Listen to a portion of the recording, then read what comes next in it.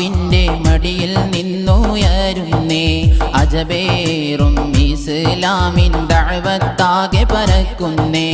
ഇഖ്ലാസിൻ്റെ പൂന്തട്ടാണ് ഇതിഹാസത്തിൻ ചരിത്രവുമാണ് ഇറയോൻ നൽകിയ മാനത്താണ് ഇസ്സത്തിൽ